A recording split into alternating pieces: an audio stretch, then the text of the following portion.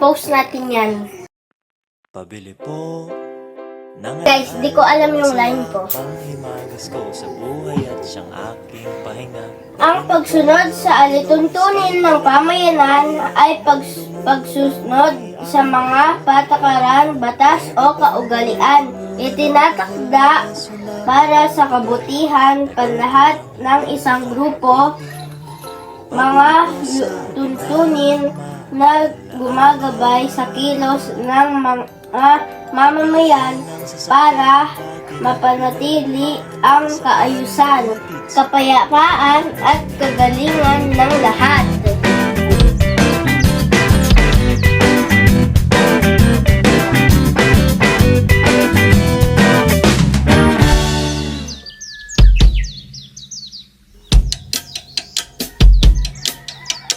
Minsan sa may kalayaan tayo'y nagkatagpo. Ito na naman yung mga lituntunin na kailangan namin i-memorize sa school. Sa buhay, sa ilalim ng isang bubong, mga sikretong ibinubuo. Pera.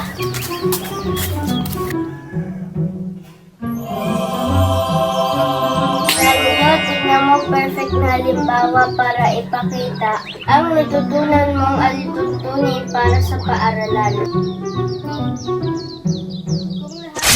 Uy, huwag kang maniwala sa Angel's Burger na yan. Sa mga alituntunin na yan. Tignan mo nga, ang daming pera, o. Diba, gusto mong bumili ng candy? Diba nagugutom ka? O, bili po.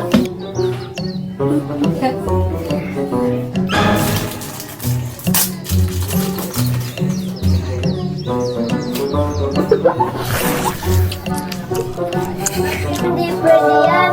Baka yung taong nakahulog niyan, kailangan niya. At isa pa, huwag kumuha ng hindi sa'yo. Yan ang pangatlong anlituntunin. Isa pa, baka kapag di tayo sumunod, baka magkaroon ng gulo dito sa pamayanan natin. Eh di wala tayong pake. Masyado namang strict yung pamayanan na yan. Oo nga naman, minsan lang nga naman. Pero sabi ni Gurong Dowie, ang mga alituntuning pamayanan ay para maprotektahan ang mga tao dito. Tayo ay hindi sumunod, baka hindi maayos ang takbo ng paaralan natin. Ala, yung pera ko, kailangan namin sa school project.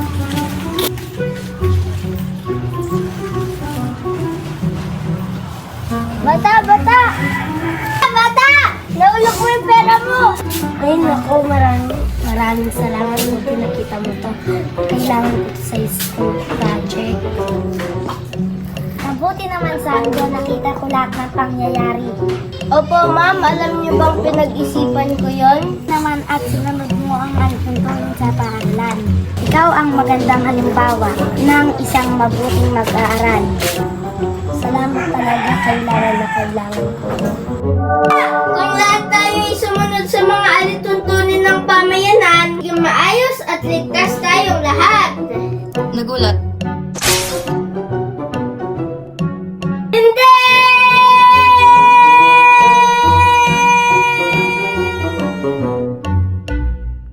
Pabili po ng alaalang masaya, panghimagas ko sa buhay Go, lakad. at siyang aking pahinga. Pabili po ng relos, ang baterya ng dumulong mundo ng pahina. Stop. Pwede bang pautang muna ng Stop. tahol ng aso? Ito naman yung mga Stop. Tagal ko na hindi nakakapiling. Pabili po sa lahat Pabili po ng sasakyang dati na pinaglumaan, baka sakaling maihatid sa paborito kong sinabi. Pabili po ng pambili, baka sakaling makabili. Pera ko, asan yung pera ko? Kailangan ko pamutay. Go! Sige, go! Ala! Ganto ate? Ala! Oo. 1, 2, 3, go! Ala, yung pera ko. Yung pera ko. Kailangan namin yung... Ate, Go! ala, Go! ala, yung... Ay! Go! Ala, yung pera ko. Go! Ala, yung pera ko. Yung pera ko. Kailangan namin yung sa school project. Naku, buti nakita mo. Nakita mo, kailangan ko to sa school project. 1, 2, 3, go! Mabuti naman, Sanjo. Isa pa. 1, 2, 3, go! Mabuti naman, Sanjo. Nakita ko lahat ng pangyayari. Hindi pwede yan. Isa pa, kapag baka di tayo sumunod. Isa pa, baka kapag di tayo sumunod, baka magkaroon ng gera. At isa Pabili pa, po ng alaalang kasama. saka, edi walang take! Pabili ng krayola. Edi wala siya.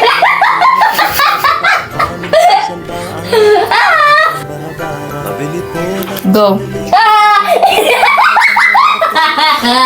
Yung wala pa pala. Edi, sabi ni Aling daw. Guro! Go! Pero sabi ni Gurong Dowi, bawat sandali. ano nga? Hindi ka galit!